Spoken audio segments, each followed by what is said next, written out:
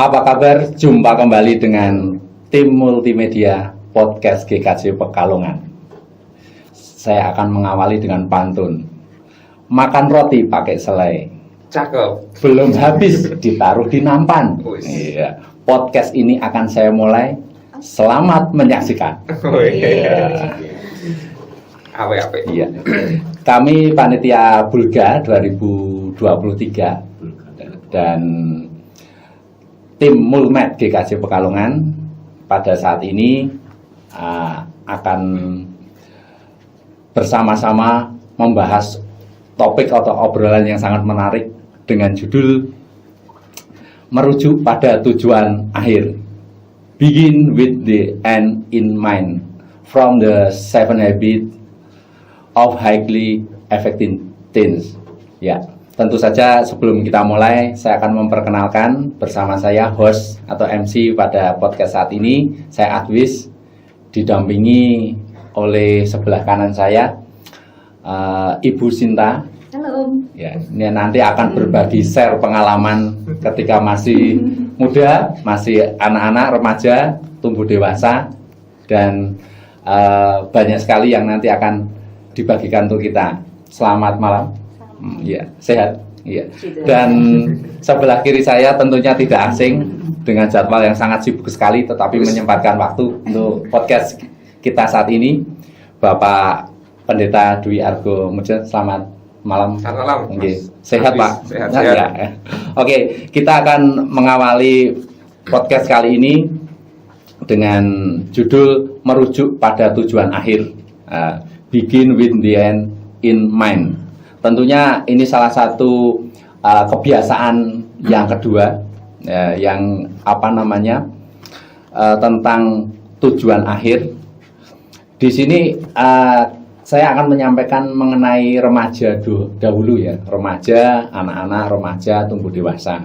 Ya. Remaja ini berasal dari bahasa Latin sebenarnya, yaitu mengenai adolescen, artinya tumbuh atau tumbuh mencapai kematangan. Ya, menurut KBBI, Kamus Besar Bahasa Indonesia, yang dimaksud remaja itu antara umur 12 sampai 18 tahun. Tetapi acuan kita pada malam hari ini mengacu pada umur ini. Mungkin di sumber data yang lain banyak sekali tidak antara umur ini, ada yang sampai 25 tahun, ada yang sampai 21 tahun. Mengapa penting sekali? Karena remaja itu adalah awal cikal bakal nanti tumbuh kedewasaan, kematangan. Ya.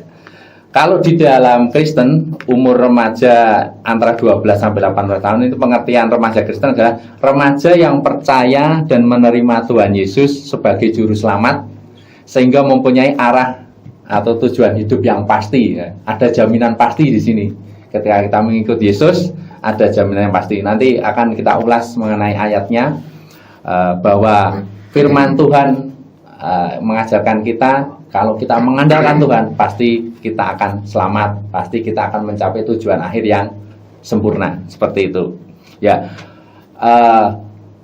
Untuk kegiatan-kegiatan remaja tentunya berbeda-beda antara satu keluarga dengan keluarga yang lain. Ya. Saat ini Bu Sinta mungkin bisa sedikit diceritakan masa-masa remaja itu seperti apa sih? Iya. Oke. Kalau menurut saya, waktu remaja itu masa dimana seseorang itu mempunyai ego yang sangat tinggi dan rasa keingintahuannya itu pasti tinggi juga. Dan jadi ingin tahu ini itu mencoba sesuatu hal yang baru yang belum pernah dia alami sebelumnya, begitu. Dan pada masa remaja ini biasanya anak-anak itu untuk tujuan ke akhirnya itu belum memikirkan sama sekali, belum ada pemikiran hal itu sama sekali. Jadi dia pengennya happy. Ya. Jadi apa yang dia jalani itu happy dan dia bisa memuaskan untuk dirinya sendiri. Contohnya Contohnya apa yang dilakukan ketika masa remaja itu? apakah sesuai dengan keinginan orang tua atau dibilang masa puber ya, jadi peralihan dari anak-anak ke itu ya. Jadi ada namanya cinta pertama ya Pak ya, benar ya Pak ya.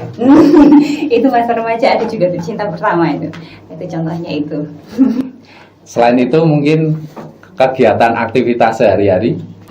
Untuk kegiatan aktivitas sehari-hari mungkin dulu waktu remaja itu apa ya?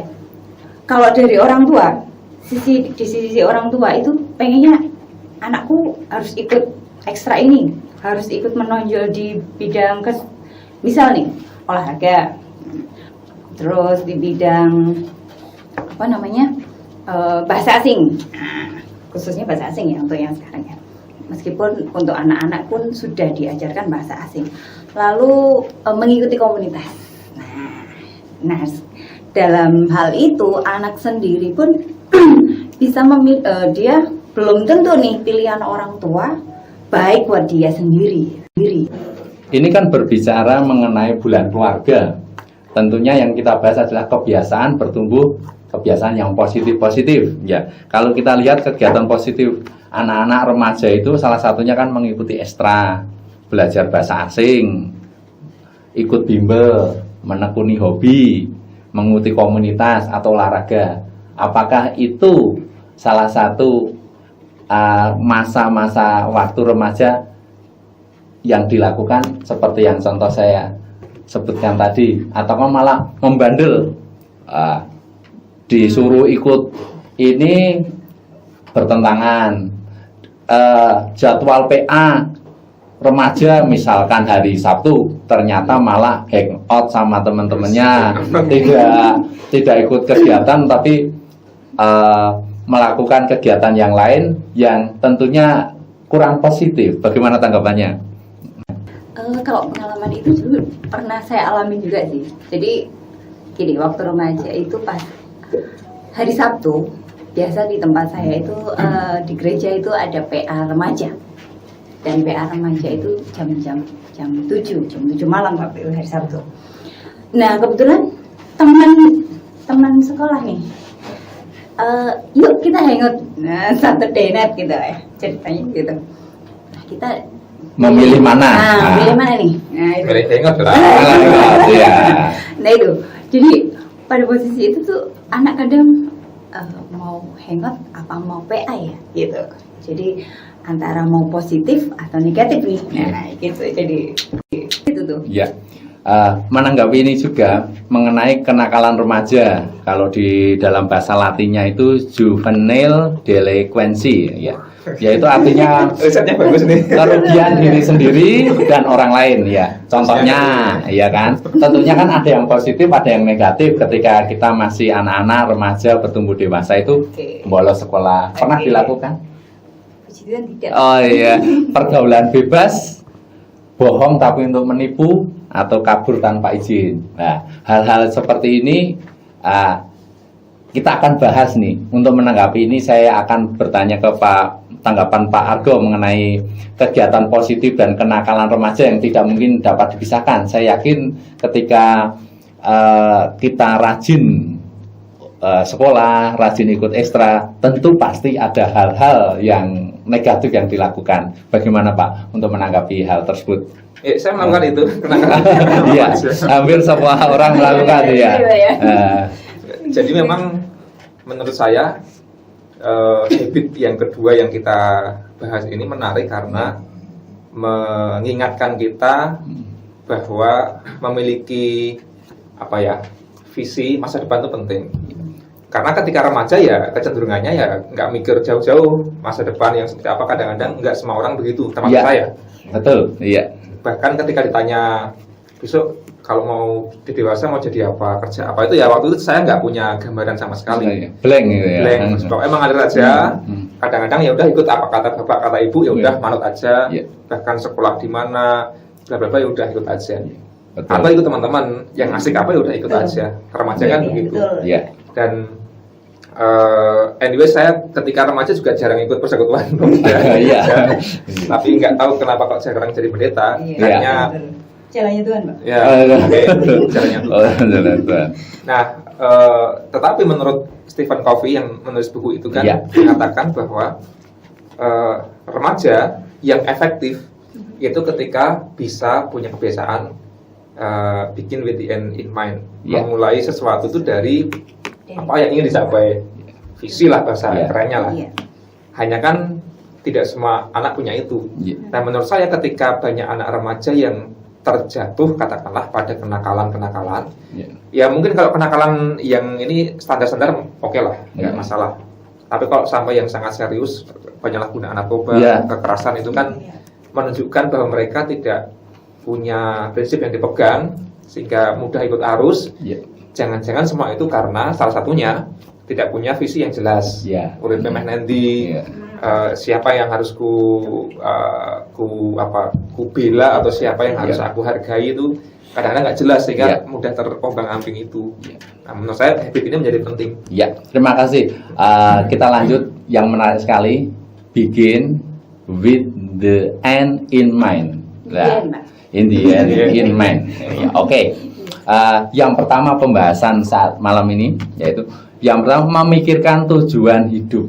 Nah, saya mau ada semacam argumen atau pernyataan. Memikirkan berarti kan dalam pikiran, belum dilakukan. Belum dilakukan. Salah satu poin habit yang penting di poin kedua ini adalah yang pertama memikirkan tujuan hidup. Angan-angan, kelak mau menjadi apa? Saya kepingin menjadi dokter misalkan. Saya membaca riwayat Bu Sinta. Riwayat pekerjaan, bekerja mengajar waktu di SD, kemudian pernah bekerja juga di perbankan BPR, Perkreditan Rakyat Bank Perkreditan Rakyat di Weleri.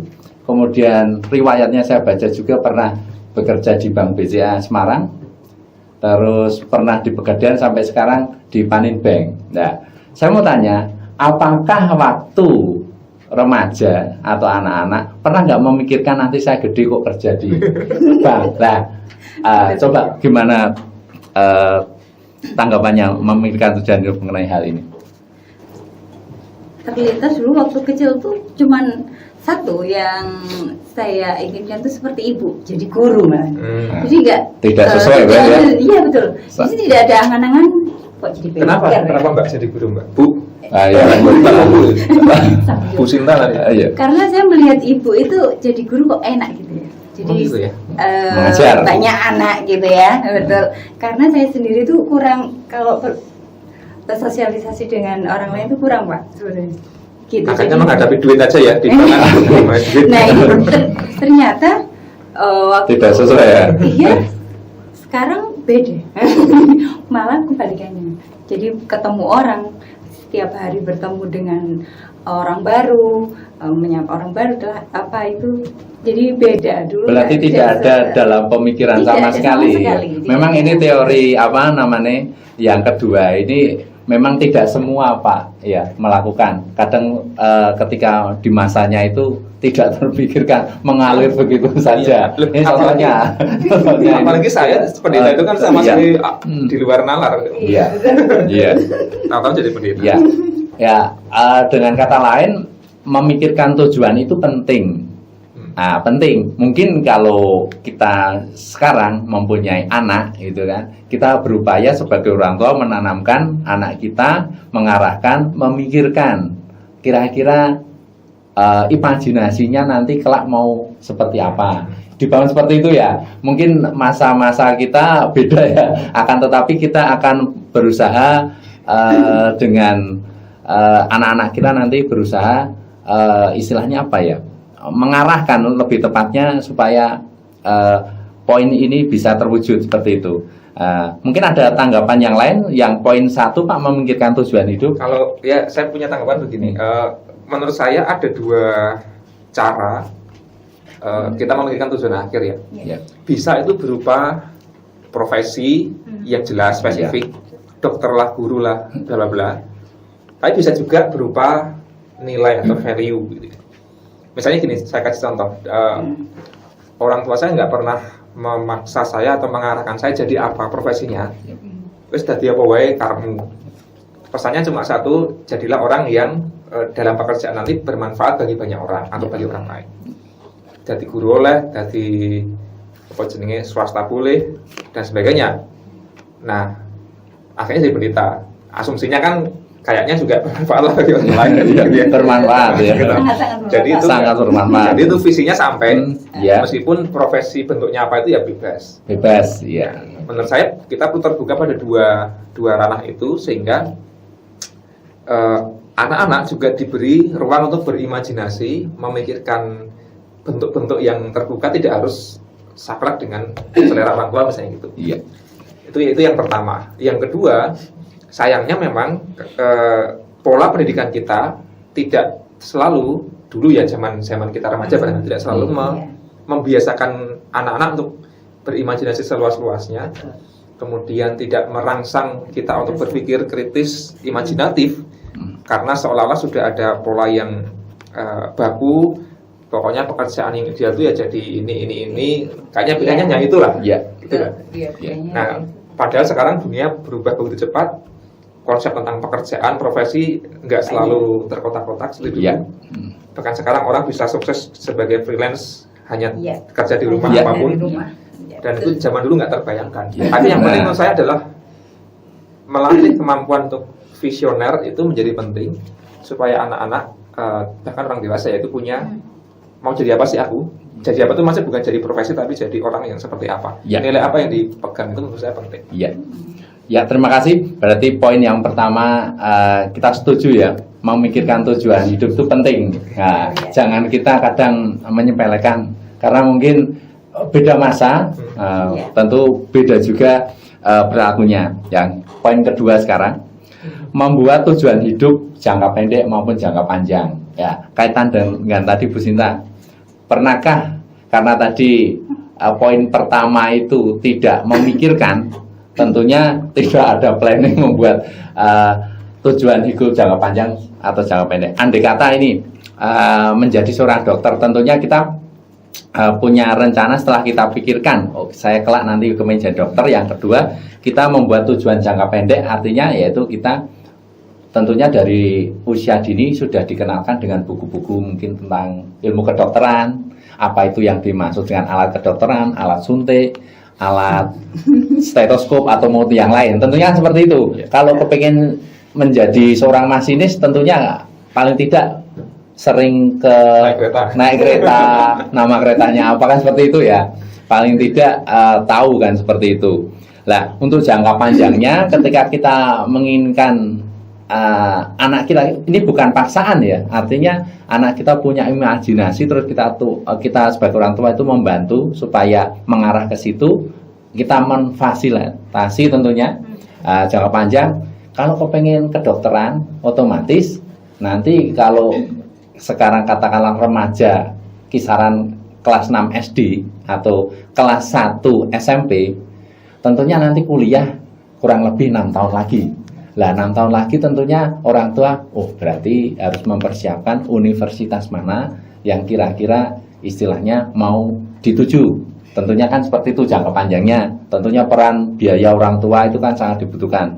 Nah, mengenai membuat tujuan jangka pendek jangka panjang ini, apakah perlu Pak menurut tanggapan Pak Argo? Karena di sini kadang itu orang itu mengalir apa adanya, tanpa direncanakan, tanpa nggak perlu perencanaan, yang penting dilakoni, yang penting harus melaku. Padahal kalau setiap kali kita bikin acara pun tentu ada perencanaannya. Iya, monggo. Kalau di sistem pendidikan yang kondisinya itu mendukung visioner itu, memang penjurusan itu sejak dari awal, seawal mungkin, sedini mungkin ya. Bahkan dari pendidikan dasar sudah dipotret si anak ini punya potensi apa, bakat apa. Iya. Ya dia nggak perlu dipaksa untuk menguasai semua mata pelajaran secara maksimal. Iya, fokus ke sejak SMP katakanlah sudah ada penjurusan. Nah, kalau dulu kan zaman kita kuliah baru ada. Ya SMA kan sangat sederhana, IPA, IPS atau bahasa. Yang mana itu terlalu umum. Iya, IPA. Itu nggak maksimal lah. Baru kemudian fakultas jurusan itu baru kita Harus. terjun. Tapi itu sudah terlambat sebenarnya. Iya. Nah sekarang banyak sistem negara sudah sadar untuk menciptakan orang-orang yang ahli perlu difokuskan sedari dini tuh visinya. Oh aku mau fokus di matematika, ya udah dia nggak perlu jago di bidang lain tapi dia fokus di matematika. Nanti langsung sejak awal terarahkan sehingga step-step jangka pendeknya sudah jelas. Kurikulumnya jelas, dia harus baca buku apa jelas, dia harus pergi ke kampus mana sudah jelas. Ketika step-stepnya tertata. Nah itu pentingnya memiliki visi sejak awal. Nah makanya pentingnya itu kemudian tidak hanya jangka pendek tapi juga jangka panjang. Nah bagi saya yang perlu dibiasakan di Indonesia barangkali mungkin sekarang sudah berubah ya pendidikan dan sebagainya. Tapi yang belum terlalu kelihatan kan itu kemampuan untuk menghargai variasi-variasi impian anak-anak itu. Dan kadang-kadang terlalu cepat dipangkas dengan doktrin-doktrin dengan selera orang tua yang mungkin malah membuat anak itu tidak berkembang. Nah kalau itu bisa diupayakan, menurut saya akan baik. Nanti kita akan punya orang-orang yang memang potensial di bidangnya, tidak harus mengerti semuanya, tapi ada hal yang jelas. Menurut saya gitu. Poin ya. Oke, lanjut. Oke, poin yang ketiga. Kayak mesti kuis ya. Pertanyaan berikutnya. Lanjut ya. Mengenai ini, yang ketiga itu setelah apa yang diharapkan ketika dewasa. Jadi ketika sudah memikirkan, membuat perencanaan, apakah dengan profesi yang didapat sekarang ini malah mengeluh, tidak sesuai dengan keinginan. Saya misalkan bekerja tidak semaunya aja, terus tidak mau istilahnya tidak menekuni hal itu atau bagaimana? Saya boleh menanggapi. Maksudnya mungkin gini ya. Stephen Covey kan menulis buku itu Seven Habits of Highly Effective Teen atau People, hendak mengatakan bahwa kalau mau jadi orang yang efektif, entah remaja entah dewasa itu ya, highly efektif bahkan efektif banget, milikilah kebiasaan 1-7. Nah kita sampai yang kedua nih sekarang. Supaya efektif. Artinya kalau kita nggak punya habit itu, menurut Covey, berarti ya bisa sih kita hidup, tapi nggak efektif itu aja. Bukan berarti buruk atau salah. Jadi itu poin pertama yang menurut saya perlu digarisbawahi supaya kita nggak salah paham. Misalnya gini, wah saya dulu waktu remaja nggak punya cita-cita, terus sekarang hidupku kayak gini-gini aja, berarti aku salah dong. Ya nggak juga, nggak salah, itu boleh dan mungkin kita bahagia juga. Orang yang hidupnya semangat saja lah, nanti kehendak Tuhan kan pasti baik. Ya ada orang yang bisa hidup begitu, bahagia dan sukses juga ada. Betul. Tapi itu menurut Covey kan tidak terlalu efektif. Atau sebenarnya ada orang-orang yang menemukan visinya itu ketika sudah dewasa. Ya apakah itu ternyata apa enggak kita nggak tahu ya. Tapi menurut saya orang dewasa pun ketika bertindak harus punya visi itu. Misalnya begini, wah dulu aku menyesal ketika remaja tidak begini, atau profesiku kok malah di luar yang ku impikan. Penyesalan namanya Bu Sita ya. Janjane hasrat passionnya tuh guru kok malah ternyata Tapi kan orang berefleksi, contohnya begini. Oke, aku nggak jadi guru, tapi ada apa sih di balik guru itu kok aku sangat kagum pada ibuku dan sebagainya. Oh mungkin karena soal edukasi, soal pendidikan. Nah, pendidikan itu kan value-nya. Nggak harus jadi guru kan? Jadi ibu mendidik dong, jelas dong. Jadi apapun juga mendidik. Saya jadi pendeta juga mendidik. Sehingga aku nggak kehilangan passionku karena aku tetap bisa menjadi orang yang mendidik, to educate without being a teacher. Nah itu menurut saya orang dewasa punya kemampuan refleksi seperti itu sehingga nggak harus menyesal amat. Gitu. Tentunya ada ini ya, semacam rencana Tuhan di dalamnya ya. Tidak mungkin terlepas dari rencana Tuhan. Pasti rencana Tuhan itu yang terbaik, mungkin seperti itu. Apakah saya mau menambahkan mungkin? Kalau saya menambahkan, kalau dari bidang sekarang yang saya jalani itu value-nya mungkin melayani ya Pak. Betul. Melayani. Tidak harus jadi pendeta melayani. Melayani orang atau nasabah ini keinginannya apa? Jadi kita bisa bantu dan kita bisa tolong. Apa yang ada pada kita share ke dia atau kita bantu untuk apa namanya? Selaras dengan rencana Tuhan, yaitu salah satunya. Masih keinginan nasabah gitu. Oh, Nah, iya. Jadi sama kan gitu. Sama mengedukasi juga. Ya. Pelayanan. Pelayanan, bagus sekali. Nah sekarang apakah Mulia sekali. sudah melakukan yang sudah diimpikan atau sudah diinginkan belum? Sampai sejauh ini Sampai ini manusia tidak ada puasnya. betul. Ya, Saya jadi ingat gini ya, melayani. Dosen Gimana? teologi itu pernah ngomong, kalau tujuanmu itu, visimu itu jadi pendeta, sebagai profesi, as a profession itu, jangan-jangan itu visi yang keliru. Gitu. Mestinya tujuannya ya melayani itu tadi. tujuan utamanya. Karena kalau jadi pendeta itu gampang, kuliah, lulus S1, Iya. ikut proses 2 tahun jadi pendeta, Iya. habis. Oh, aku harus jadi pendeta rampung. Gelar ya, Gelar, atau ya. profesi atau profesi ya. pekerjaan bahkan. Iya.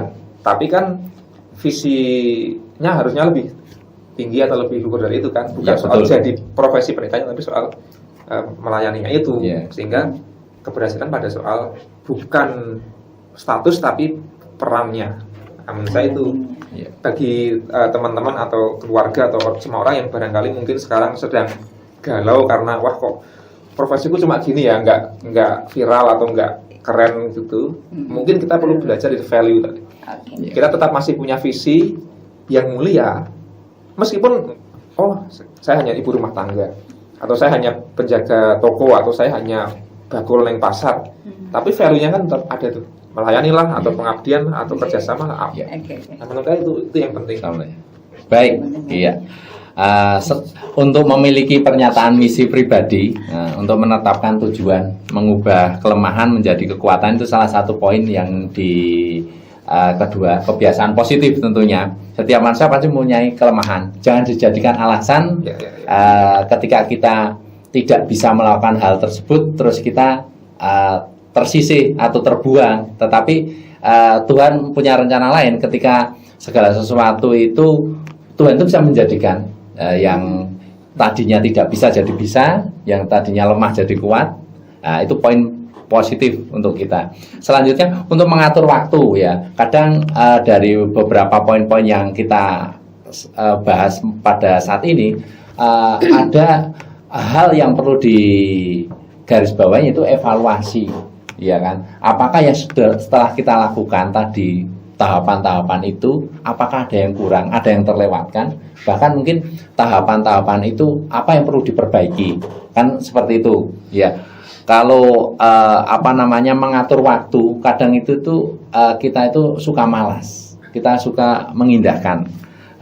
Pengawasan terhadap diri sendiri juga susah. Nah, bagaimana tanggapan yang sudah dialami ketika kita mengatur waktu, mengawasi diri sendiri untuk supaya tidak melenceng? Artinya kan mungkin masa kita mungkin sudah terlewati, tapi masa anak-anak mungkin kan belum. Mau menanggapi soal evaluasi ya dari kegiatan-kegiatan yang tadi telah dilakukan, memikirkan, membuat rencana, terus kemudian apa yang ketika dewasa apa yang diinginkan, terus ada lagi enggak Pak? Kalau Kira-kira evaluasi itu pasti ada dan mungkin harus semua orang mengalami sebenarnya. Misalnya ketika remaja visinya ini, Ya, ketika beranjak dewasa kalau ternyata menemukan hal yang baru, berubah tuh, bergeser, ya udah dievaluasi aja, nggak masalah. Ketika semakin tua juga visinya berbeda lagi nih. Mikirnya mungkin untuk naik pensiun atau mau bagaimana hari tua mau ngapain, itu perlu dievaluasi dan terus menerus. Menurut saya nggak masalah, yang penting itu value-nya tetap positif, tetap mulia, tetap luhur, tetap katakanlah sesuai dengan iman lah kalau mau pakai bahasa yang rohani gitu. ya, Menurut saya Tuhan kita itu tidak mendikte kita untuk jadi apa, profesi dan sebagainya, tapi Dia mengajak kita untuk tetap berada pada koridor misi Allah atau visi Allah. Itu yang penting menurut saya. Ya. Kan Tuhan tidak mengatakan kamu harus jadi pendeta semua atau jadi guru Ya. semua atau jadi apa, itu silahkan. Makanya kan rancanganku rancangan damai sejahtera. ya, Ada ayatnya yaitu. ya, bukan rancangan kecelakaan. Betul. Iya. Nah, yang penting damai sejahtera. Mau jadi apapun, mau hidupmu seperti apa, silahkan. Itu pilihan dan itu sangat kaya. Iya. Yang penting damai sejahtera. Iya. Yang penting kehendak Tuhan yang juga tidak boleh dilupakan. Ya, Karena ada sangat banyak nilai rohani yang bisa diwujudkan di semua profesi. Tidak harus profesi yang gerejawi, tapi semuanya itu bernilai rohani sebenarnya. Ya, baik. Kesimpulan Pak Argo, kesimpulan tujuan hidup supaya efektif seperti Saint Calvi di dalam bukunya, kita kaitkan dengan Alkitab, yaitu kesimpulan tujuan hidup Alkitab untuk mencintai dan melayani Tuhan, membantu mewujudkan rencana Allah untuk penciptaan. Tanggapan Pak? Pertanyaan pertama itu kan apa visi Allah gitu. Iya. Visinya Tuhan itu apa sih? Misi Tuhan itu apa? Kan begitu. Kalau mau dirangkum dalam bahasa doktrin itu kan keselamatan, damai sejahtera, shalom, Ya, shalom. yang sering kali kita ucapkan Ya. shalom kan gitu ya. Iya. Nah, Tuhan Allah itu kan punya misi itu, memberikan keselamatan. Yang kalau diterjemahkan itu ya kasih, adil, damai, rukun, bla bla bla. Ya. Nah, menurut saya itu yang perlu menjadi visi kita juga. Ya. Oke, nanti aku jadi menteri atau jadi anggota DPR atau jadi apapun. Tapi ya yang kulakukan sesuai dengan misi keselamatan itu. Baik. Nah, menurut saya begitu sih, Mas. Ya, terima kasih. Kami Panitia Bulga 2023 dan tim Mulmed GKJ Pekalongan, terima kasih beserta atas waktunya. Pak Argo, terima kasih atas waktunya. Semoga menjadi saluran berkat bagi kita semua. Tuhan Yesus memberkati. Terakhir akan saya tutup dengan pantun. Ya. Burung dara, burung cendrawasih. Cari di provinsi Papua. Iya. Podcast sekian dan terima kasih. Iya. Semoga menjadi berkat untuk kita semua. Amin. Yes, yes.